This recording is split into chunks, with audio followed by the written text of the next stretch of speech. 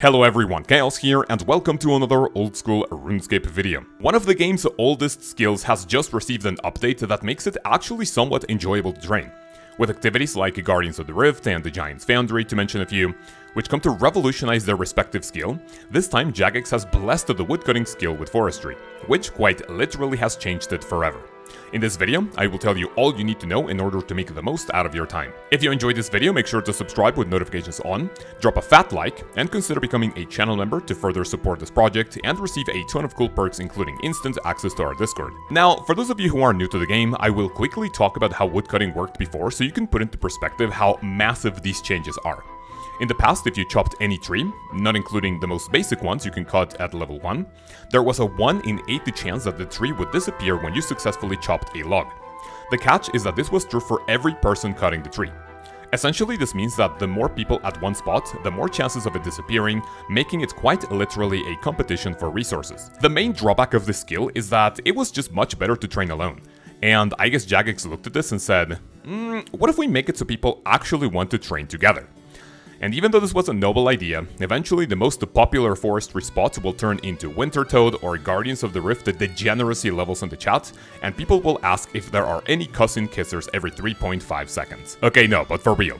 Before we get into the basics, it's important to mention that Forestry is, from what I can remember, the only update in the history of the game that will be rolled out in 2 parts. After this release, Forestry will see a new batch of content coming in September. This will include leaves and tertiary effects, camps and bonfires, tea brewing, more events, and the two-handed axes coming into the game. I won't be making a separate video for it, so make sure to tune into my live streams to check out all of the exciting changes as soon as they drop. Okay, let's begin. What do you need to start your forestry adventures? Go to the Freaky Forester, which you can quickly reach either in Draenor Village or Seers Village, and buy a forestry kit from him for 120 coins. When you do this, you will notice a bunch of rewards in the same shop, and we will talk about these in a little bit. If you click on this new item, you will open it to find a ton of new items inside, all of which we will also mention next. With this backpack and the highest tier of axe you can use, it's time to get started with this brand new way of chopping pixelated trees. Forestry gave woodcutting 3 core changes. First, every tree now despawns after a set amount of time after the first cut instead of it being random. Second, you will now receive an invisible level boost for every person cutting the same tree up to a cap of 10. Third, and most importantly, when chopping, players have a chance of spawning Forestry Events, and we will go in depth onto how these work in a second. But at its core, participating in events will also give you more experience, and of course the new minigame currency called Anima-infused bark, which you will need to buy every item at the shop. For the first point, giving trees a set timer to despawn means that instead of finding an empty spot to chop trees to avoid griefing, you will want to go to one of the forestry specific worlds in order to chop the best tree you can for that sweet invisible level boost, as well as chances of the event. You are seeing these set timers on screen, and all of them feel pretty balanced for the level required to chop them. For the second, set invisible level boost will make your experience per hour increase by anywhere between 10 and 20% of what you were getting prior to the update. Granted, you are woodcutting with at least 10 or more players for the maximum benefit.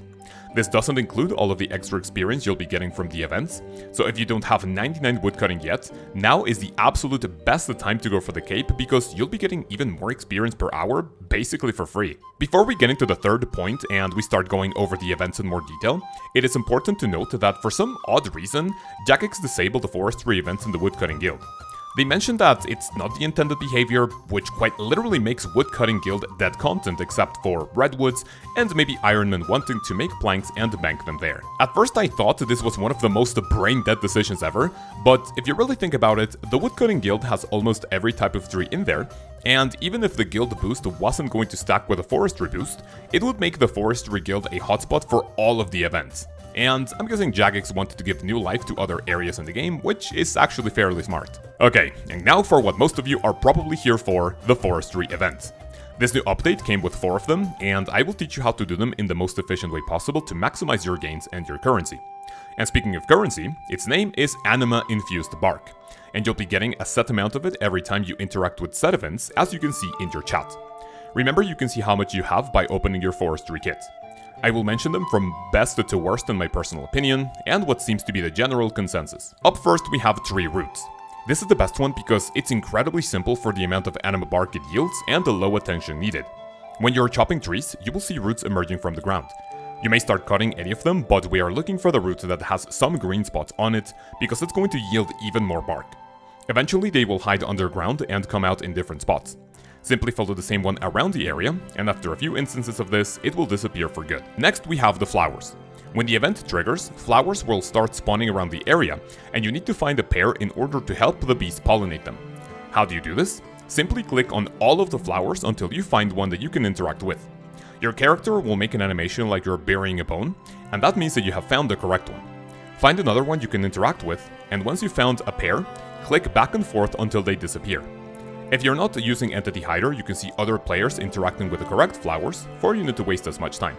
Do this until all the flowers despawn. Next, and seemingly the most complicated one, is called the Struggling Sapling. When this happens, a tree will turn into a little sapling, and different things will spawn around it. This includes droplings, leaves, rotting leaves, splinter bark, and wild mushrooms. What you need to do is click on any combination of them 3 times, and then click on the sapling to nurture it. Right-click the sapling to check it, and you will see the screen that gives you the growth percentage and 2 more pieces of information: the best combination and your previous combination of items. What you need to do is to find the correct combination and order of items to give the sapling and receive the highest benefit. You can do this by picking up each item 3 times to figure out the best combination, or simply wait for people to call them out. When you find the correct item in the correct order, it will change to green text in the information box when right-clicking the sapling. On the other hand, if someone says, for example, D3, that means that droplings is the 3rd ingredient. G4 means that the leaves is the 2nd ingredient. And if someone successfully finds the correct combination, something like MMR means mushrooms, mushrooms, and rotting leaves. For this event, I recommend finding the best combination first, and if you need to click too far away from the sapling to gather the materials, sometimes it's just better to grab 2 of the correct ones that are close and forget about the 3rd ingredient, since you will waste less time. This is one that might be the most difficult to understand, but once you do it in the game, it will be incredibly easy. The very last event is both the most useless and my favorite one, and it is the Leprechaun. Why is it the worst? Because once it spawns, all it does is stay there for a while, and you can use him to deposit your logs. That's it. Why is it my favorite one? Well, when it spawns, people's reactions are absolutely hilarious because this event is quite literally griefing of the highest caliber. It essentially takes away the chance at an event to spawn that will give you both bark and more experience. So if you see it, make sure to complain in the chat. So now that these are out of the way, let's talk about a few more things relevant to all events. When you chop trees, you will also gather leaves of said tree. For now, these only work to make an item called the Forester's Ration, which we'll mention in a second, and all of these events will give you anima-infused bark, which you can use at the store. There you will see items you can buy and combine with other things in order to make objects that will help you spawn certain events. We will mention these next. Lastly, when successfully finishing an event, you will get a chunky experience drop, which will significantly boost your gains. The last thing to talk about is that one of the things you may have seen in almost every day 1 forestry video is that people were hopping around and teleporting to places that spawned events in order to do them for more experience and bark per hour. This has since been patched by Jagex because it wasn't the intended mechanic, and would just be interacting with the event rather than chopping trees, which, well, woodcutting is all about. And finally, the rewards. First, let's go over the consumables and then talk about some cool items. You may purchase a Secator's blade to make it into a Secator's attachment with other items. This will give you more leaves when chopping trees. The ritual mulch is combined with herbs to give you a chance of additional logs per chop. The clover insignia is combined with an emerald and ball of wool to make the leprechaun charm to have a higher chance of spawning said event.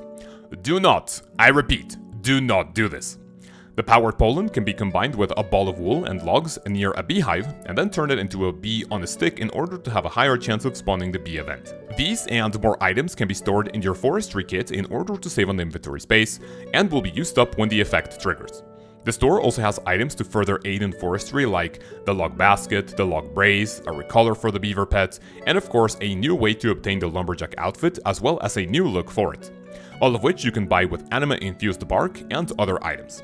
You can sell most of these items on Grand Exchange, which gives woodcutting new money-making methods. In my personal opinion, this is an absolutely brilliant way to make woodcutting a fairly enjoyable experience, and not having to click on trees and drop them for 200 hours in order to get that 99, which quite honestly is absolutely useless for unrestricted accounts.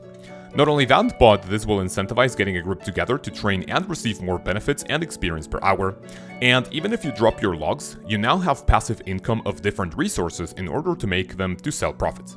I absolutely love this update and will be exploiting it on my hardcore, because on my main, it's quite literally useless. Boys and girls, that's it for this video. Thank you so much for watching and for making it this far. If you did, tell me what you think of forestry in the comments below.